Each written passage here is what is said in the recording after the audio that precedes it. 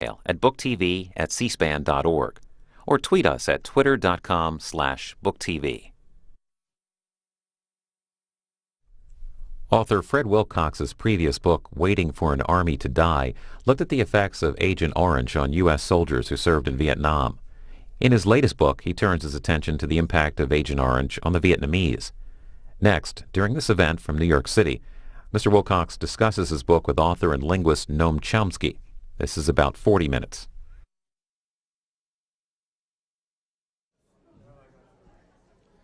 Ladies and gentlemen, welcome to the new Housing Works store that opened in April. Lisa Berdon, the manager, and her staff did a great job making room for us all. I'm Dick Hughes.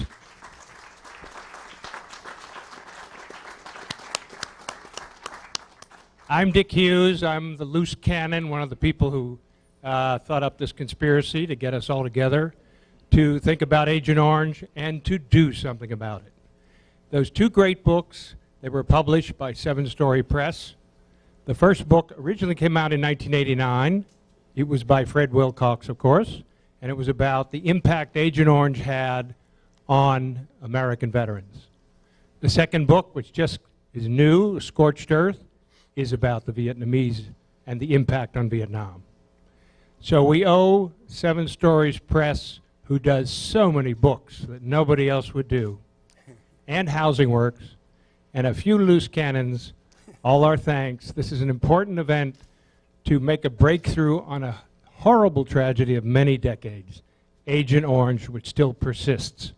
If you have ideas about doing something when you see the books, please do it. After a colloquy with our guests, we will have a Q&A. Please wait until you get a microphone in hand. We all want to hear your question.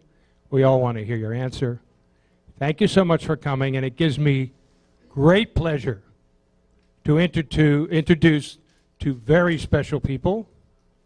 Noam Chomsky, who most of you know and others will come to know, has been telling truth to power without rhetoric and just the facts, ma'am, just the facts.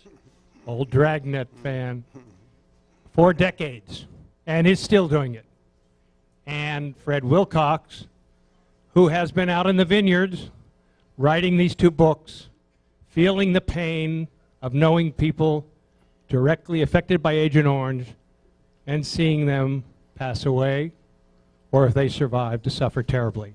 So I'm going to leave it now to our two guests, and then your questions. Thank you for coming. I hope you can all hear, and when you step out of here, please try to do something about people suffering from Agent Orange. Thank you.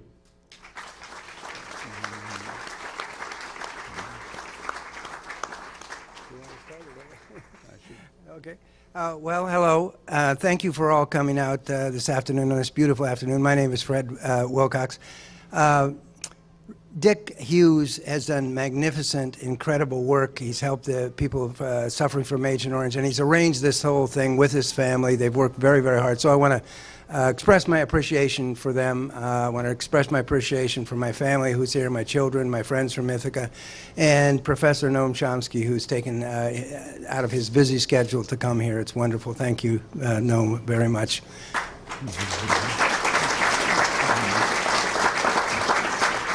I would just like to talk a little bit briefly, and then I'll turn it over to Noam, about what I've been trying to do for about the last 30 years, and that is tell people about what I consider to be, there are many, many tragedies, many historical tragedies, many tragedies in the world, but this is a great tragedy. And let me just begin by saying that 3 million Vietnamese people are suffering from the effects of chemical warfare. That is the defoliation campaign that the United States government waged in Vietnam for at least 10 years. 3 million adults and 500,000 children. So one of the things I'd like to do today is really dedicate this whole thing, the whole meeting today, to the children, to the Vietnamese children, to the children of US vets, Korean vets, New Zealand vets, Australian vets, all of these people who have fathered, or women who have given birth to seriously deformed children, legless children, blind children, seriously retarded children. all the same result. As a result of having been exposed to something called TCD dioxin, which was the contaminant in Agent Orange. And so I really don't think you can overestimate this tragedy. I don't think you can exaggerate it. I have never tried to exaggerate the tragedy because it's not necessary. It's ongoing. It's a tragedy that just doesn't seem to have any end. That is to say, if you go to Vietnam today, one of the things that really frightens the Vietnamese people is that they're seeing the third and fourth and sometimes fifth generation of Agent Orange children. So a lot of people will say, well, that war ended. You know, it ended in 1975. Why? I've been asked this. Why do you keep talking about it? Why do you keep writing about it? Why do you keep obsessing over it, if that's what you want to say? And I say, because it hasn't ended. It hasn't ended for the children. It hasn't ended for the Vietnamese people. It hasn't ended for American vets who are reaching about the age of late 50s and early 60s, our vets, and dying. Many, many people don't know about this, so I guess my goal has been and continues to be to tell as many people as possible about this ongoing, incredible tragedy that is a direct result of chemical warfare. No? Well, just to, I mean, as all of you know, most of you know, this is the 50th anniversary, almost to the day, in fact, of some very significant decisions that were made in Washington, the Kennedy administration. John F. Kennedy and his advisors basically decided in November 1961 to sharply escalate the war in South Vietnam, which had been going on for some time, and to essentially turn it into a U.S. invasion of South Vietnam. At that meeting, Kennedy authorized the U.S. Air Force to start bombing South Vietnam. Pretty soon they were apparently carrying out about a third of the missions under South Vietnamese markings, but didn't fool anybody except those who wanted to be fooled. Authorized napalm, and what we're discussing here authorized what ought to be called chemical warfare. Defoliation, it was called. The bombing then, as you all know, expanded, led to 500,000 American troops invading the South. The bombing, within a couple of years, by 1966, 67, the leading, one of the leading specialists on Vietnam, the military historian, Vietnamese scholar Bernard Pho, in his last writings before he was killed in combat, wrote that he thought that Vietnam might not survive as a cultural and historical entity under the impact of the most severe bombing, a severe attack ever launched against an area that size. It went on, not only against South Vietnam and North Vietnam, at least where nobody was looking. The area around Hanoi was somewhat spared because there were a lot of eyes there, foreign embassies, but the southern part of North Vietnam was turned into a moonscape. South Vietnam itself may never recover. The bombing extended to northern Laos, which had nothing to do with the war in Vietnam. It was mainly because a lot of Air Force planes were idle during bombing pauses, had something to do. Here they virtually destroyed what amounted to a virtually Stone Age society, primitive society in northern Laos, littered with unexploded ordnance, people still dying, people that were literally living in caves for several years trying to survive. I interviewed a lot of them back around 1970. Then it expanded to Cambodia, which was actually the most intense bombing in history, following Henry Kissinger's immortal phrase, anything that flies against anything that moves. Those were the orders handed down by Kissinger from his boss to the Air Force, and the bombing, in a brief period, just a couple of years, we now know, reached the level of all Allied bombing in the Pacific region, the entire Pacific region, during World War II, including the 2 atom bombs. all on a remote poor peasant society. There are a lot of consequences to that, and very ugly ones, but it finally more or less ended. But it didn't end. As Fred pointed out, the effects of the chemical warfare continued and will continue. It soon very quickly turned into crop destruction, major war crimes. Fred can tell you a lot more about this than I can, so I won't go on with it. I just add one more word about it. There are serious consequences to not paying attention to what we've done in the past. One of them is just moral. If we're incapable of facing up to our own history, we're in trouble morally. A serious problem. But it's also quite practical, because if you don't face up to it, you continue doing it. And in fact, that's happening. People are dying right now from American chemical warfare. One of the many things I've done over the years is a number of visits to southern Colombia to isolated, endangered peasant villages. Sometimes when I go down, it's too dangerous even to go into the countryside, so they bring people into the local town to give testimonies about what's happening to them. These are people who've been subjected to some of the worst terror anywhere. Colombia now has displaced, probably I think the second largest displaced persons population in the world, I think after Afghanistan. Millions of people driven off their lands. These are isolated, poor villages. Last time I went, about a year ago, driving with a truck given to us by the Ombudsman's office of the region, travels around almost impassable road. You go along the road, there's a tiny clearing on the side. Stop and go out. There's just a row of simple crosses. That's a place where not long before a bus had been stopped by paramilitaries who worked very closely with the military, and everybody in it was shot. That's life. But the worst part of life, in many ways, is the chemical warfare. We don't call it defoliation now. We call it defumigation. Fumigation, but same thing. It's lethal substances sprayed from the skies, I suppose mostly contractors by now. And you see, and the effects are striking. I mean, first of all, it destroys the crops, not just opium, destroys everything. It poisons the land.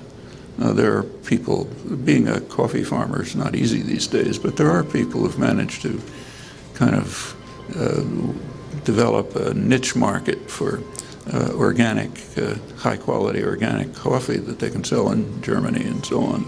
That's finished because the land's poisoned. You can't grow anything more. People with horrible scars all over their arms, children dying, the kind of things you see in Vietnam. And that's today. Just in the last couple of years, according to the Attorney General's office, about 140,000 people have been killed by the paramilitaries and the military, and there are other things too.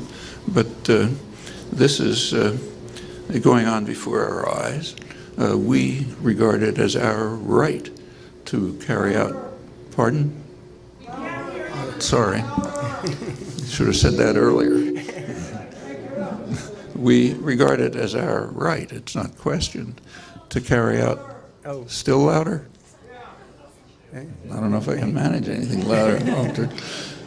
We regard it as our right, we don't question it, to carry out chemical warfare in another country because they're producing something that our government doesn't like.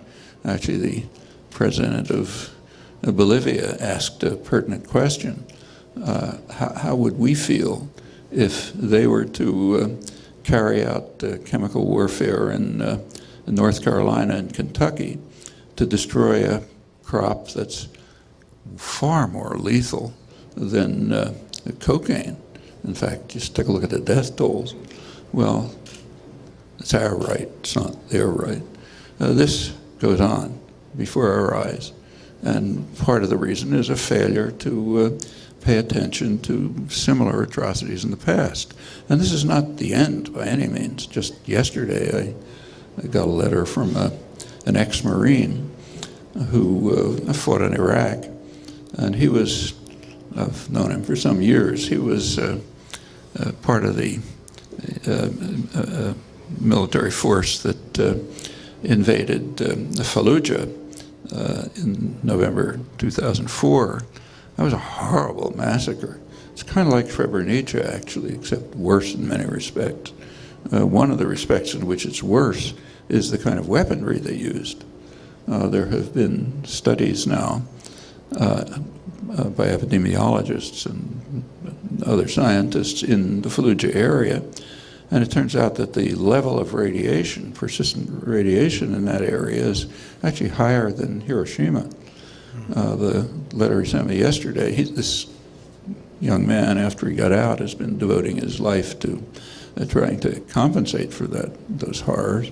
This was a scientific article that just appeared studying hair samples of people there, and the hair samples have extremely high evidence of radiation poisoning. And it again has the usual effects, the same kind you described, and it could be permanent. And unless we face up to these things, this is going to continue. There's no barrier to it except internally to the United States. Nobody else can do anything about it. These are two examples, and you can add others. And American veterans suffer from it too. Also, the effects of heavy metals, probably depleted uranium, others, that's has plenty of effects on American veterans who are exposed, but of course, as always, the major lethal effects are on the victims. And as Fred said, this can go on indefinitely, even when the war is technically over, and even more so when we carry out similar operations elsewhere, as we're doing right now.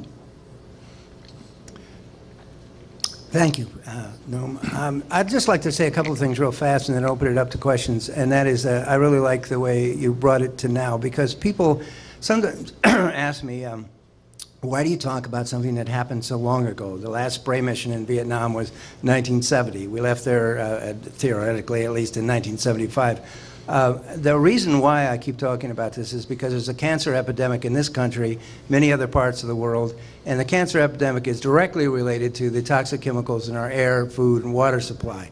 I have 4 children. I'm sure a lot of you have children. I have grandchildren. I do not want my children or anybody's children to develop cancer. I don't want to watch them lose their hair and die slowly and painfully, beautiful children, from cancer that could be prevented. It's not a matter of waiting for the next 50 years until we come up with a pill or a treatment for cancer. It's a matter of cleaning up our environment and stopping the companies that poison Vietnam and poison Cambodia and other parts in Colombia, other parts of the world, for profit. They do it for profit. They do it for money. They claim that they were doing it, well, in the name of patriotism. They poisoned Vietnam. They were destroying the mangrove forest because they were really doing their patriotic duty. No, they were doing it to make money. They made Agent Orange. They sold it to the government. They knew what was in it. They knew it was poison, and they didn't tell the government. So one of the things that I hope I could accomplish through this book, Scorched Earth, is to say, look, it's time to clean up the world environment. It's time to clean up our environment. It isn't about something that happened 20 years ago, 30 years ago, 40 years ago. It's something about what's happening right now,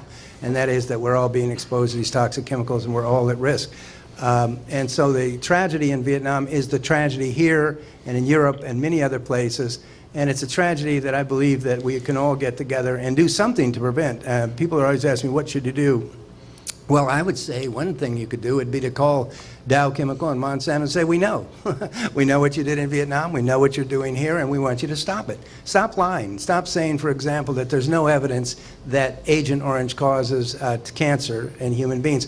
The world scientific community knows that isn't true. The world scientific community has done all the studies necessary. They know that dioxin is carcinogenic. They know that. We all know that.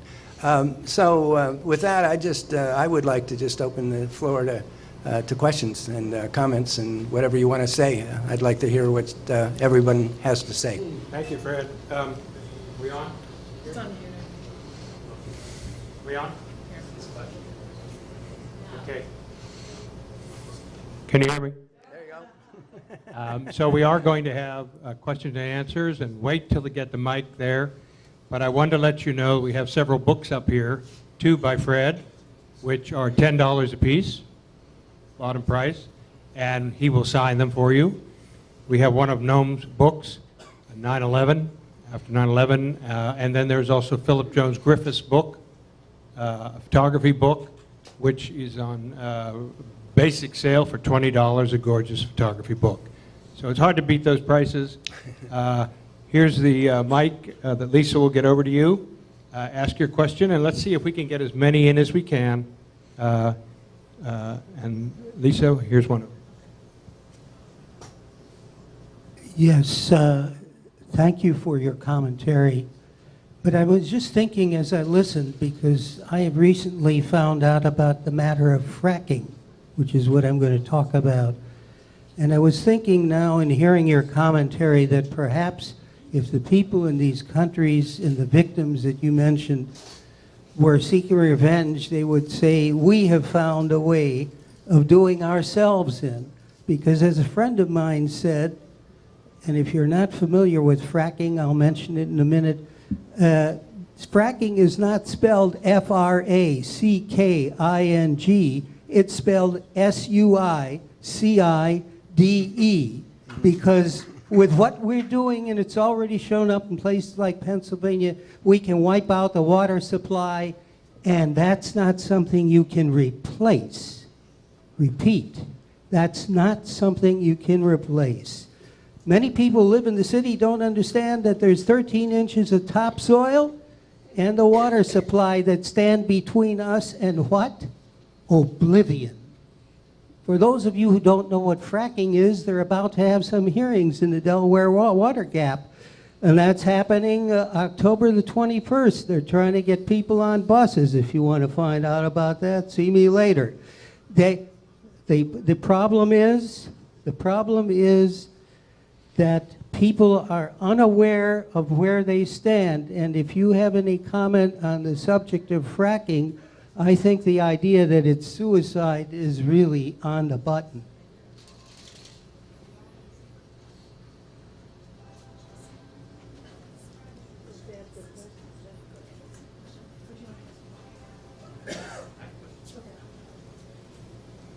Thank you. An honor to be here with both of you. Noam, in particular, a hero of mine for 30 years. Thank you.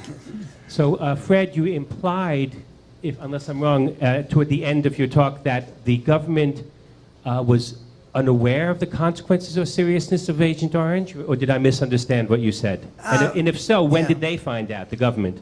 Well, that's been a controversy ever since people started talking about this. As far as I know, the chemical companies did not tell, particularly the military commanders in Vietnam, what they knew about the effects of dioxin on laboratory animals. And in 1965, this is a memo that was in Waiting for an Army to Die, Dow Chemical said, and I'm quoting, dioxin is potentially deadly to human beings. Now, I do not believe that these Monsanto and the rest of these wonderful corporations making lots of profit from went to the United States government, the military, or anybody else and said, well, we're going to sell you this, but we want you to know that it's potentially deadly to human beings, that your troops, our troops, and the Vietnamese people and the rest are going to be exposed to something. The chemical companies insist they did tell someone, but exactly who that someone might have been, I don't know. And I don't think they did. I don't believe it. I haven't uncovered any information to that effect. Yeah. I think there's if I can add a word, there's a concept that applies here and in many other cases. It's called intentional ignorance. So yes, you can choose to be ignorant of something which you do know about, and that applies all over the place. I mean, there's no way the government couldn't have known this. Yeah. Well, it just doesn't make sense in terms of the profit system. You know, I mean, these chemical companies, are they telling us, the gas companies telling people what's in the fracking in the water? No, they're not. I mean, for example, take the fracking. an energy corporation supplies you with oil, do they put in a notice saying we're helping destroy the world? No, but Right. you know it, and they know it, and if we don't pay attention, it's intentional ignorance.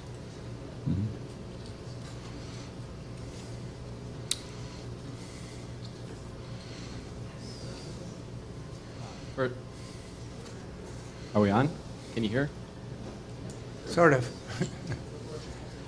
So first of all, thank you so much from Ithaca. Professor Chomsky, you've been a role model for me for so long, and I think, when I first learned about your work, we had something called the language acquisition device, and I'm wondering, what the plan for the communication acquisition device is, because I think, we have language and we use it, like you said, for intentional omission.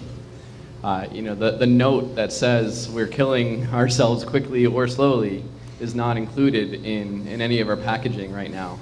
So how do we, globally or locally communicate that to each other, and how do we unite from today on? How do we help? How do we do this?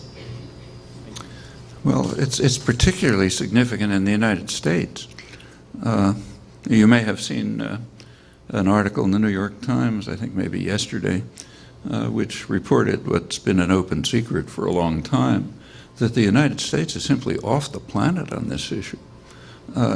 Just about every country, in some fashion or another, is trying to do something about the very serious problem of global warming and environmental catastrophe. Now, they're doing it in different ways. We should be perhaps ashamed of the fact that the country that's in the lead on this is the poorest country in South America, Bolivia. They've gone to the extent of passing legislation that nature has rights, and we have to observe the rights of nature. Well, sophisticated Westerners can laugh about this, but the last laugh's going to be on us. The poorest country in South America is taking the international lead. Other countries are doing various things. We're not only not taking the lead as we should, but we're dragging it down. The United States is alone in tearing apart and restricting the very limited devices that have been available to do something about the problem. It's pretty striking to look at Congress now and see that Congress is trying to dismantle legislation and institutions which were instituted by the person who was in fact our last liberal president, Richard Nixon. That's not a joke, incidentally. Yeah. I'm not saying I like him, but if you take a look at the legislation, yeah. So they're tearing apart the EPA. They're trying to restrict other limited environmental restrictions. And while the whole world is haltingly moving forwards, we're racing backwards. And what the United States does is, of course, of enormous significance. This is far and away the richest and most powerful country in history. If we don't take the lead, nothing much is going to happen. And if we're pulling the train backwards, it's going to be bad news. So here's where the problem is. And there are a lot of reasons for it. This is the only country that I know of, at least, where major centers of power are carrying out, quite openly, they tell us, carrying out large-scale propaganda programs to convince the population that it's all a liberal hoax. The Chamber of Commerce, the biggest business organization, American Petroleum Institute, and others have made it quite public that they're carrying out these programs. They've got a lot of people confused. If you take a look at the way the media handle it, it's kind of a he says, she says thing. Like on one side, you've got 99% of serious scientists. On the other hand, you have Jim Inhofe or somebody else, and we've got to sort of work it out for ourselves. Well, individuals can't work it out for themselves. And there's a kind of a background of distrust for reason and science, which is itself very lethal. I mean, you shouldn't worship science. They can make mistakes and do all kind of awful things, but still it makes sense to study things seriously and carefully. And it's a serious cultural and institutional problem here, which has to be dealt with in a sort of a fundamental way. So how do we communicate it? I mean, study a language can't tell you anything about that, but people have to be out there trying to get others to understand what's really happening to our society. And do you want your grandchildren to have a decent world to live in? Or is it better for the petroleum companies to make more profit today and they'll have an environment in which you can't survive? Those are real choices. Fracking is a case in point. The fracking is actually a dual problem. One problem is what this speaker over here mentioned. There's a direct problem, say, of destroying water resources and land and so on. But there's the longer term problem of increasing the use of fossil fuels, no matter how you get them, which is it's going to have a lethal effect on human society, in fact, all living things. Yes, I just want to thank Mr. Chomsky for coming, and I just really wanted to talk about South American countries, how the economy is being affected, and how the dictatorships were planned out in the United States and sent over there so that they can distribute democracy in a way. So, in a way, it's all part of a conspiracy, so that they can control South American countries.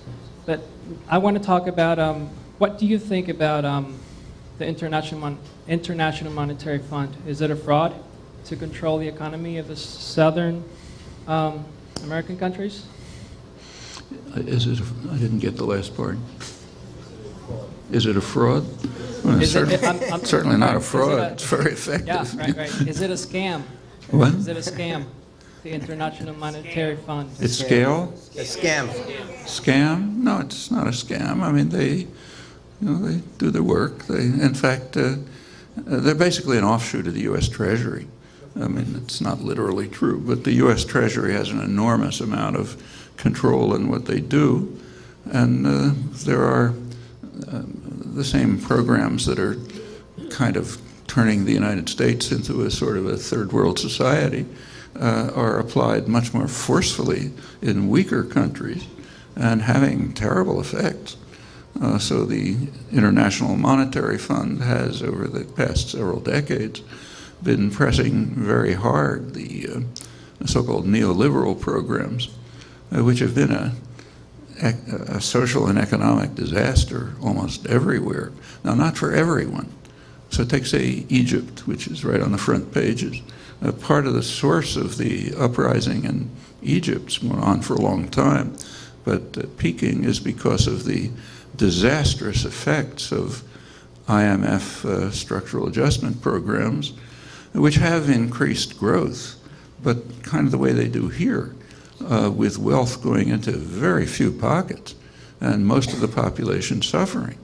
And that's been true in place after place. I mean, Latin America went through, as long as accepting these programs, went through several decades of sharp decline, economic decline. It's now cast out the programs and there's a lot of quite successful growth. We see the same thing here. We've been through it.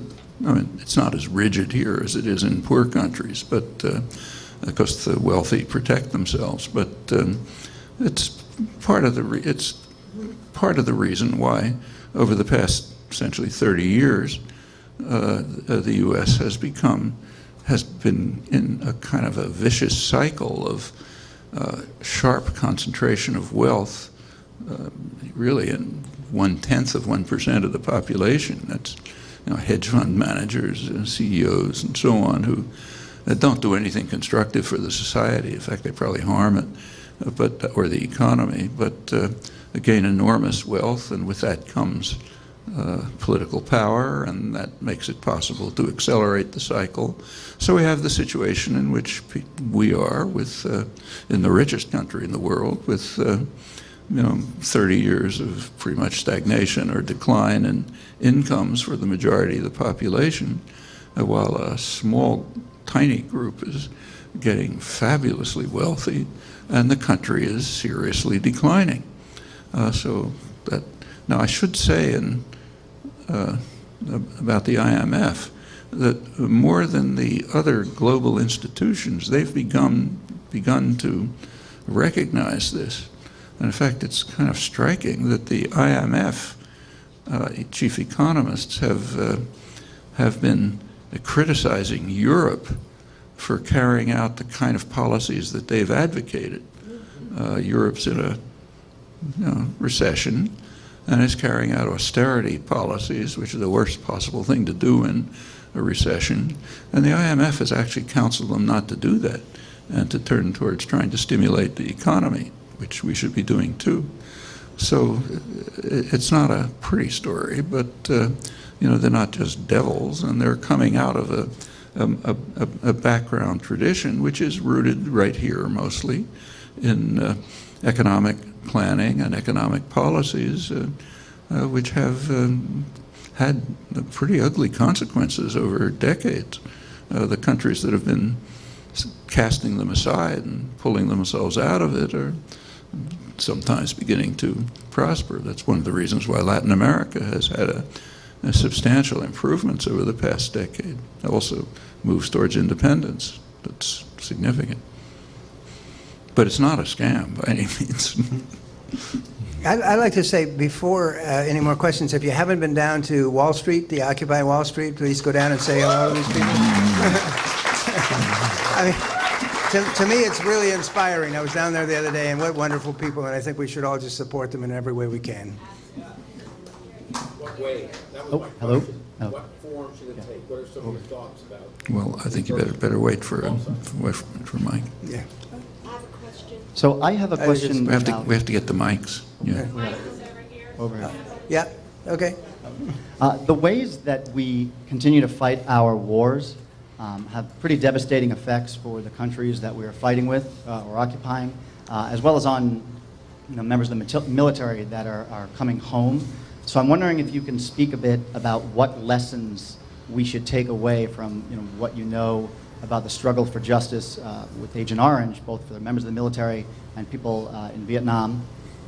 And what lessons can we take away from that for those of us that want to make sure that there is justice for those that are returning and are sick in so many different ways, or for the people that are suffering in all the nations that we are fighting with? Well, I think that's an important question, because one of the problems with talking about Agent Orange and Vietnam veterans is people somehow assume that that's new. It's the first time that we've ever mistreated veterans, we've ever ignored them, we've ever failed to take them seriously when they're complaining about their ailments, and it isn't. That's part of American history.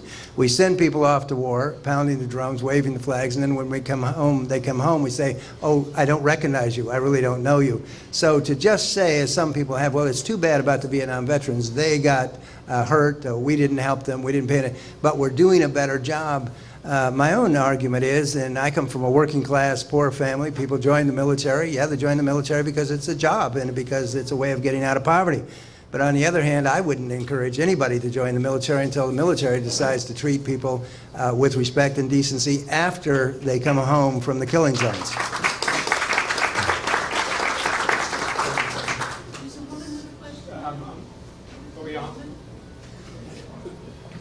Hello. I'm very sorry, but Professor Chomsky has an appointment that he's already a little bit late for at Columbia, and we have to get him up there.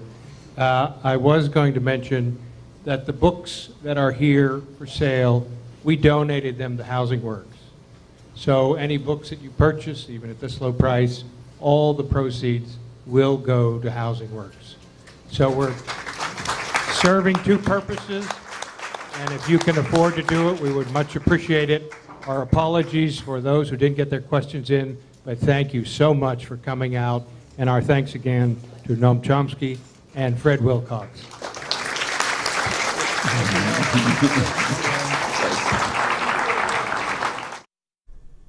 You're watching Book TV on C-SPAN 2. 48 hours of nonfiction authors and books every weekend. Hear what the candidates are saying from the campaign trail at the